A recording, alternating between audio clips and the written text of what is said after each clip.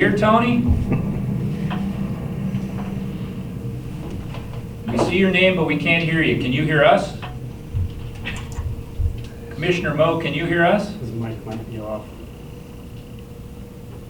Is our mic on mute, maybe? You can see mute on the bottom there. You know what?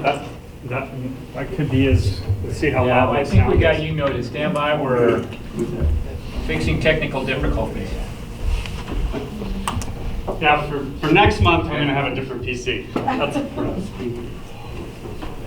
Or some sub speakers. So we can have something set up. I don't know how loud I can make it. Let's see. Tony, I was just having trouble unmuting it. there we go. No, that's not your fault. We were muted too. So now we have you loud and clear, Tony. Commissioner Moe, can you hear us? Great. I can hear you. Gotcha. I hear Tony. I don't hear Commissioner Moe. I'm here. There we go. Now we got you. Perfect. Thank you. All right. With that and everyone present, welcome, and remember that the board appreciates participation from the public. If you have any comments throughout the meeting or work session, please stand or push your talk button and we'll see the yellow line around you. State your name and address and comments will be heard. With a quorum of the board present, I call the meeting to order. Roll call of members. Commissioner Eretz. We see that you're here, so I'll take that as a here. Commissioner Bach is here. Commissioner Evans. Here. Commissioner Gibbs. Here. Commissioner Lalonde. Here. Commissioner Smith. Here. And Commissioner Timbo. Here. Welcome. Let's stand for a pledge of allegiance. I pledge allegiance to the flag of the United States of America and to the republic for which it stands, one nation, under God, indivisible, with liberty and justice for all. Okay, we'll jump right into the consent agenda quickly. The consent agenda is made up of routine day-to-day items that require board action, but do not appear to have a significant public impact. Items for today may be pulled from the consent agenda or separate discussion vote by any board member. Approval, the first agenda, A, approval of board meeting minutes from May. Item B, payroll checks totaling $127,259.46. Item C, maintenance and operation checks numbered 25426 through 25440 and 25442 through 2549559er, 25550 through 25557. All those totaling $238,117.99. Item D, approve passenger facility charge totaling $24,000. And the final item E is the financial reports for May. Do I have a motion? I'll make the motion to approve the consent agenda as presented. I have a motion to approve the consent agenda as stated. Do I have a second? I'll second it. I have a second. Do we have any discussion? There might be a typo in there since they're not real sequential. So what that is, we started repeating check numbers from a run that was 20 years ago? 20 years ago. 20 years ago, and the bank noticed, and so we've had to purge some checks out of our inventory. So, Well, and Alyssa was just purging a couple at a time as they came up, which is why you have these breaks. Then we found the group, we Block. purged them all, so now we will be sequential going forward Gotcha. again. I was thinking the same thing, but I thought there had to be a logical reason that I didn't know. One looked like it might have been voided, but then the other one was, Exactly. it's like the badge. Excellent. All right, I have a motion and a second. Any further discussion? Okay, with no further discussion, all in favor of approving consent agenda as stated, say aye. Aye. Opposed, nay. Aye. And I have all, thanks, Tony. I got to remember to pause for you. Consent agenda passes as approved. All right, director's report. yes, good afternoon, everyone. Just looking, I was going to point out a little bit on the financials as we're nearing the end of the year. Looking at the revenue summary on the in the packet there, you can see as of the end of May, we're at 3.35 million. It looks like we're going to do a little better than what I had projected. I had projected about a $500,000 revenue reduction from at the end of this year. It looks like we'll be a little better than that, not a ton, but some. We only have to make up $100,000 in June in order to get us to that projected $3.5 million for year end. So we'll probably do a little better than that. Part of the reason for that, we didn't know for sure how the flight cancellations would be structured when we started to see cancellations, but because of the social distancing, we actually have more flight activity than we thought. So we're going to end the year pretty close on landing fees. FedEx is a little higher than we expected also for the year, so some of the expected reduction in landing fees isn't occurring. That's part of the reason. The airline-related revenues are holding closer to budget than we expected. The passenger-related revenues obviously are plummeting over the last 3 months, the rental cars, the parking, those types of things. But we do think we'll do a little better than projected by year end. On the expense side, the cuts we were able to put in place a few pages later, you can see the expense total. Look like that they had their effect. Right now we're sitting at about 80% of budget where we should be 92%. We mainly cut things like security. We restructured how the security expenses are, or how the security is scheduled, so we don't have any overlap between our LEOs and the Securitas folks, and so that's produced some savings. We curtailed some of the travel expenses. We expected to go see the airlines a couple of months ago. Obviously that conference didn't happen. And then we were able to make some last minute changes on Rod's budget too, to kind of hold off on some of the end of year purchases and those types of things. And so it looks like we'll end the year on the favorable side of the operating budget. Right now we've got about $577,000 in savings. On the current budget, we think obviously some of that's going to get spent, but we'll probably end the year well below budget. So I think both those are good trends. The operating revenues will cover the operating expenses this year, and now that we've curtailed the interest expense on debt service and a couple other things, we think we'll be well below budget there. So by year end, so we're comfortable with the financial situation we're in terms of just cash flow, and our reserves set right now at about $3 million. It looks like for year end, which is based on our current operating budget a year and about 3 months of operating reserves. Without any debt service, that's all we have for expenses, is really just our operating costs. So we think we'll end the year in a healthy position on reserves. Next year's operating revenue, we expect to cover operating expenses. There'll be about a 10% overlap, which is a comfortable position to be in. Without any debt service again, we'll be able to cover all of our needs, it looks like, next year if our forecasts are close. And so thus far, everything seems to be recovering about where we thought it would be. Passengers actually recovering a little bit quicker than we expected. In April, we had about 5% of our normal volume. By May, that was up to about 15% of our normal volume, which is a little better than we thought.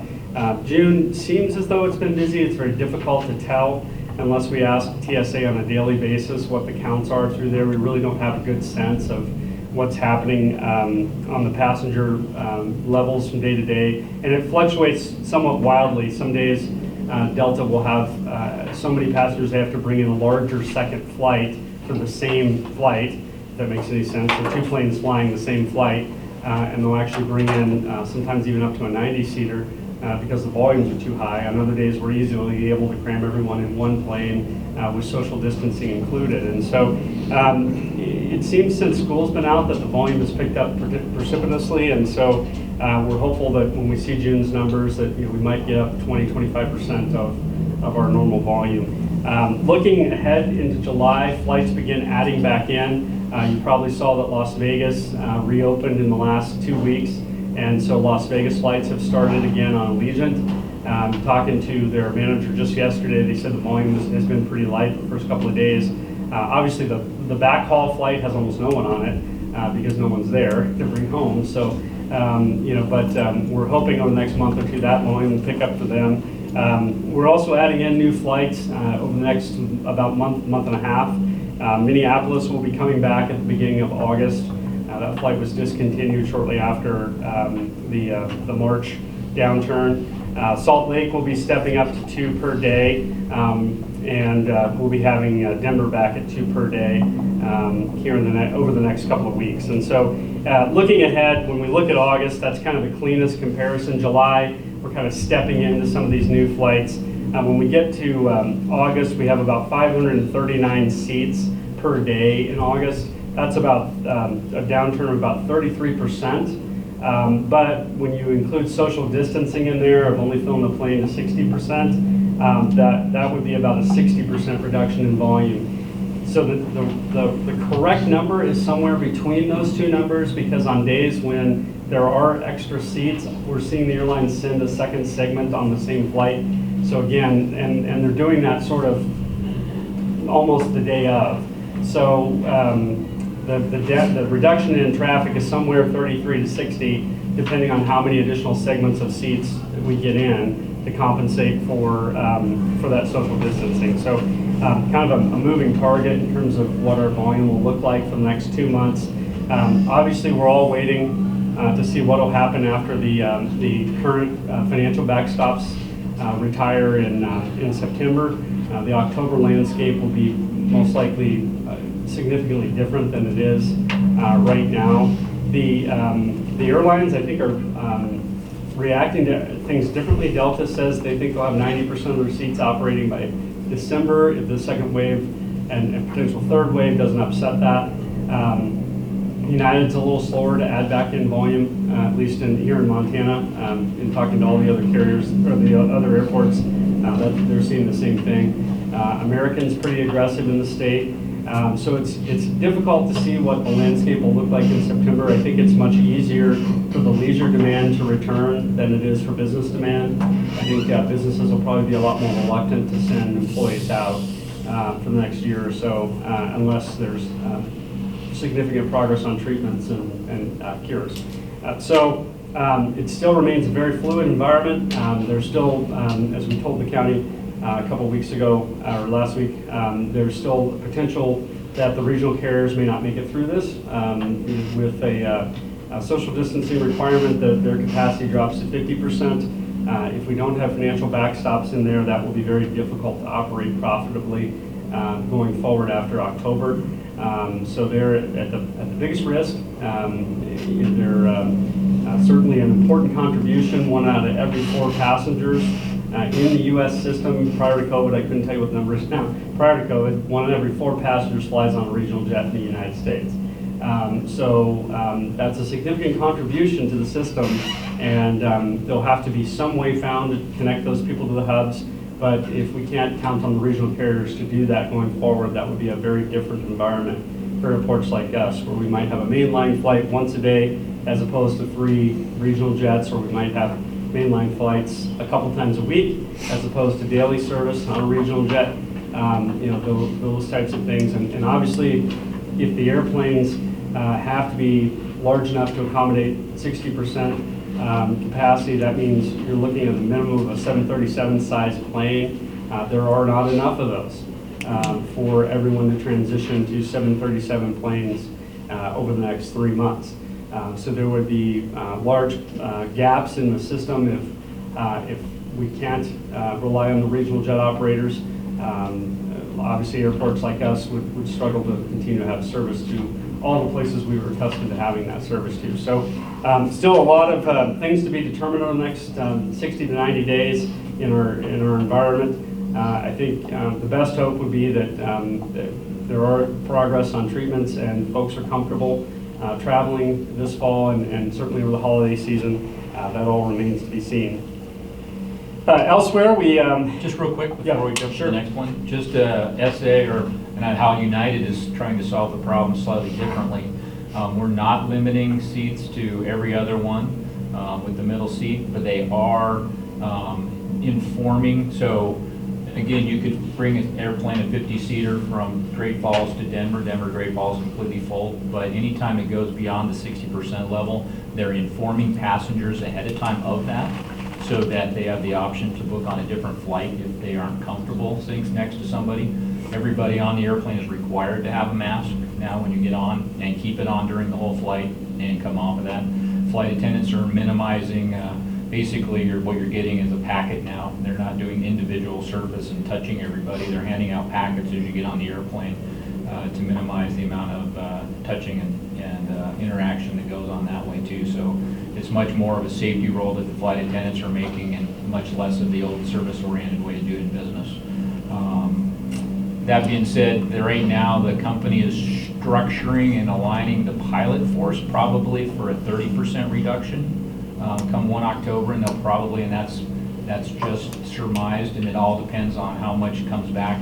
We flew 3 to 5% of our schedule April. We flew 10% in May and June, up a little bit, and they're hoping to fly 15% of their normal schedule passenger-wise in July. So it's coming back really slow. And when you hear that Disney World and Disneyland have decided not to open up on time because of the resurgence coming back, the leisure crowd has nowhere to go, then the planes aren't going to open up that way. So, but with that said, if you don't have to do the 60% rule, the regional jets from the United landscape are playing a major role for us because they're inexpensive to fly. So we're doing that one. Plus, we're right on the cusp of, I think everybody has seen that the 737 MAX is coming back into flight testing this month, as in, I think, this week. And if they finish up certification, there's a whole lot of them bad boys sitting around ready to go fly. So the economy be flush with and that airplane is so inexpensive and efficient to fly that you can make money with 60% load on that and still feel every other seat. So that's a great opportunity if they can get those approved and tested and out on the line, because we got a lot of 737s out there that are ready to go fly. So that's where we're sitting at right now. We're anticipating middle to the end of August, the company will announce how many they're going to furlough and when it's going to happen, and a lot of it depends. I mean, and they've been very transparent, letting us know that it depends on what the demand returns. You know, if it returns faster than that, they're going to try to keep way more pilots than they need so that they can bounce back quickly if we need to bounce back quickly, but enough to keep the company. And we're in contract negotiations with the unions right now for pay concessions to get through and basically share the pain on all levels versus furloughing more, furlough less, and just everybody make a little bit less money. But that is still out there to be determined on what those numbers are. Nothing's been decided yet. So there's a lot of things that the company's, a lot of balls in the air trying to figure out how to balance to make it through and see what would come out in October where we'll be at. American has to go back to full booking tomorrow. Yeah, there's a myriad of reactions. Allegiant's doing the same thing. They're not going to require spacing, but you know, there's been at least one legislative attempt to limit the airlines to 60%, and if the resurgence gets to be an issue, you know, I could see that resurfacing. So hard to say. Like I said, I think a very fluid next 3 months in terms of the industry. On to other subjects, the airport received 2 bids to replace the roof on the southwest portion of the building over there. We had a windstorm this spring that toppled over the concrete ballasts that help hold that roof on. Pretty amazing when you get up there and look. You know, flat pavers that are 2x2 were lifted up and blown over and cut into the roof. And so I think those things have been there since what, we figured the 80s, Rod? Yeah, 83. There you go. So we have two bids. We're going to go, I think, with the slightly more expensive bid. They have a system that's basically a giant sticker. So not only are do you have your mechanical fasteners, they're going to add a sheet of plywood over top of the existing roof to help fasten that into. But they also, the membrane actually affixes itself to the plywood to help hold that entire thing down at spots around the entire roof. And so we won't have to have ballast weights up there, which allows us to have a full warranty on this product. And so we'll have a 20-year warranty on this part of the roof. It came in a little better than we expected in terms of pricing. But we hope to start that work soon. That sticker needs to be adhered during warm conditions. And so we want to get them a notice to proceed and get them going so they can start that roofing work over the summertime and get that replaced. The restroom project, just to give you an update on that, we've gotten some specification language from LPW, which we're trying to incorporate some changes into it. Rod and I did some walkarounds last week and had a few changes to what they're specifying. And so we've given them some changes back, and we'll hope to have that on the street here, hopefully by the end of the month in July, so that we can start on that project with the goal of completing all the restroom remodels before the holidays. I think that'll be a good point at which for us to have that project done. You probably saw the light has been installed just over there in the restaurant. I think that turned out really nicely, much more affordable than the options we were looking at back during the terminal project, and I think it really adds a nice element.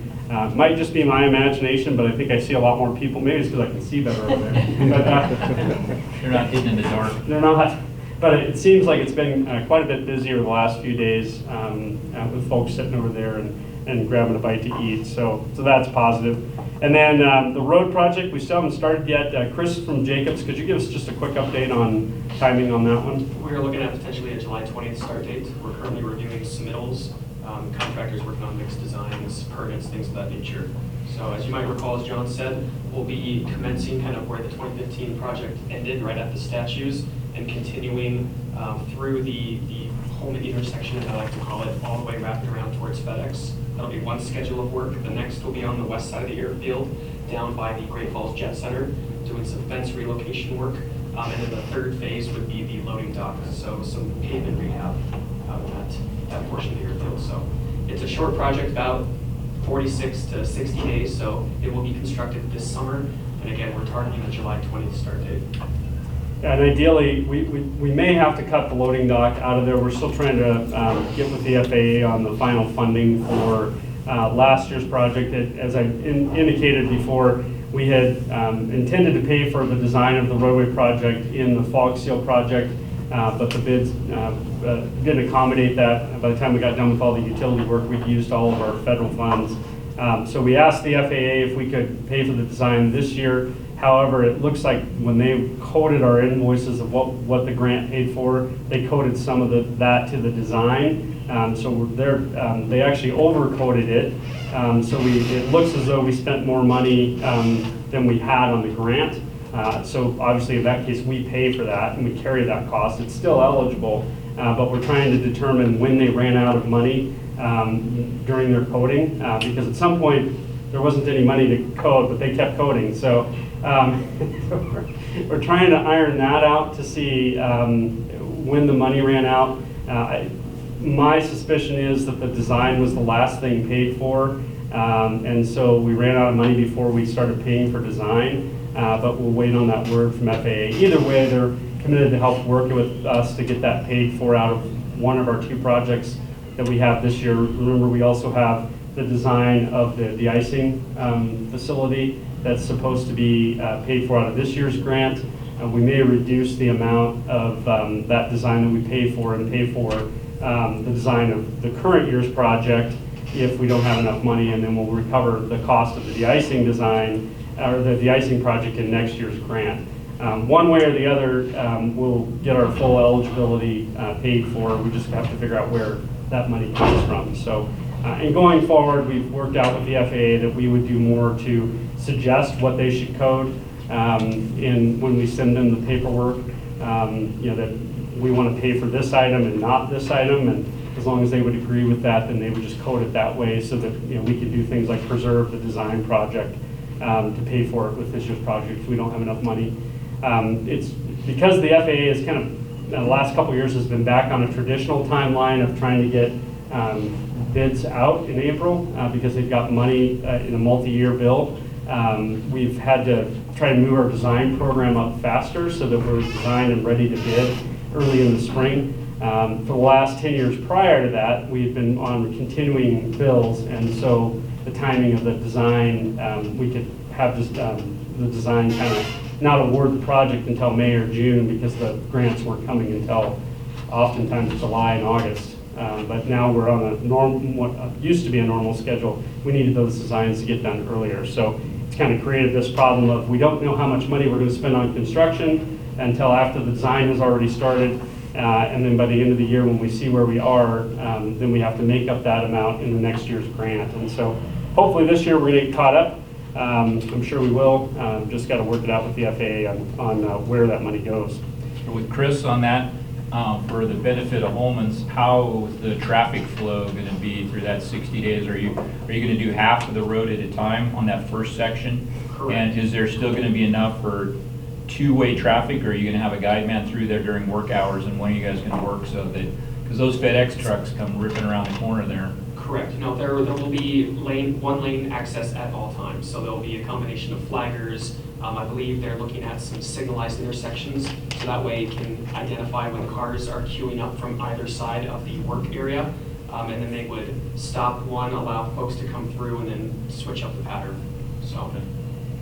And We how- don't anticipate a full 60 days, in that specific intersection. There'll be some portions of lane widening first, and then diverting traffic onto that lane widening while rehab is performed on the other areas. So again, access will be maintained at all times throughout the project.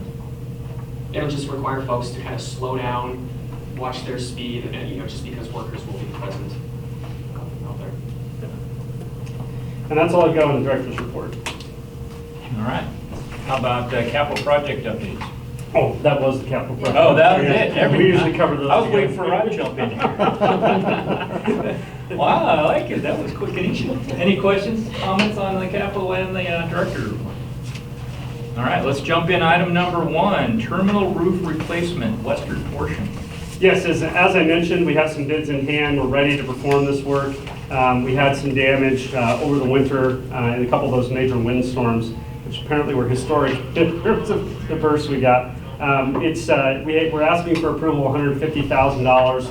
It looks like we'll be closer to $100,000, so we'll have some leftover CARES money that'll help us through next year's cash flow. We have told the airlines we would fund this out of CARES. Once we get the bills in, we'll be submitting that for reimbursement. That's 100%. And you need us to vote and approve the expenditure up to $150,000, is that correct? Yes. I'll make the motion to approve the expenditure of up to $150,000 for the terminal roof replacement western portion. Okay, I have a motion. Do I have a second? Second. All right, we have a second. Any discussion on the terminal roof replacement western portion? Just one question. With the sticker concept that you said, what is the wind, actually, what is the wind speed this thing's actually rated to? Because if you're not Has a going to... rating? We didn't get a rating, but it's fully adhered instead of just mechanically fastened. It's also mechanically fastened. too. Is it mechanically as well? Because what I've seen happen, especially with those tall sidewalls, is that you get a really low pressure area and come ripping Yeah. over the top of That's that, what and not happened. only, it Sucks it. sucks it up Yeah. and over the That's top. what flipped our Yeah. blocks over. So these are narrower sheets, so they're 6 feet. So they'll be mechanically fastened down the seams every 6 feet, plus the interior of it's all adhered. So it's not a huge one piece. No. You got- Right, okay. yeah. All right. So, Yeah, the other thing we talked about when we were up on the roof, Rod and I, a couple weeks ago, is when we do that terminal fascia project, we may look to see if we can find some type of architectural vent wall, almost like a blast fence that you're probably familiar with, that would have a louver in it that would come in and bend that wind up to try and get over the top of the entire terminal because of the amount of wind force we get on that corner. We think if we could just do that 90 degrees of the terminal there, it might prevent some of the wind we've got up there. And we could probably find something that would look nice and give us a little bit more wind protection. Comments, questions? Mr. Smith does not buy that. Well, all I'm seeing is a roll cloud coming on over, going into the parking lot. Okay. we've also included in this bid was some insulation. It's not insulated hardly at all, so we're doing about a R20 22, I think, on there. Okay. Which will be great. I mean, that, you know, we've got the majority of the roof to replace over the next 10 years, so we'll be able to, the new roof, you know, has an R rating, but you know, we don't have anything on the major portion, so we'll be able to include some insulation in there too. All right. Before we call for the vote, just to make sure we're clear, are there any agenda items, this agenda item, that present a conflict of interest and or subsequently require a member to abstain or abstain from discussion and vote? Everybody's happy. All right, with a motion and a second, all in favor of the terminal roof western portion replacement, state so, state aye. Aye. Opposed with a, thank you, Tony, I copied, that was an aye? Awesome. And those opposed, say nay. All right, that carries. All right, with only 30 minutes, is anyone good going through the work session once we finish up with the primary? We'll go straight into work. I just have to stop Yep. the recording. All right, perfect. Okay, let's finish up. That concludes this one. Let's finish with the Airport Board Authority comments. Any comments from Commissioner Gibbs? No, not today. Commissioner Lavon? No, sir. Commissioner Timbo? None. Commissioner Smith? Nothing. Mr. Evans? I have no comments. Commissioner Aretz? Any of you? And in additional public comments? None from Dwight? How about from Commissioner Moe? Nope. Wonderful, thank you. All right, with no additional comments, no further to come before the board, I declare the meeting adjourned. We will all stay in place unless somebody needs a pit stop and jump right into the work session. Thanks, y'all. Is that a record? That is Might be close. pretty close.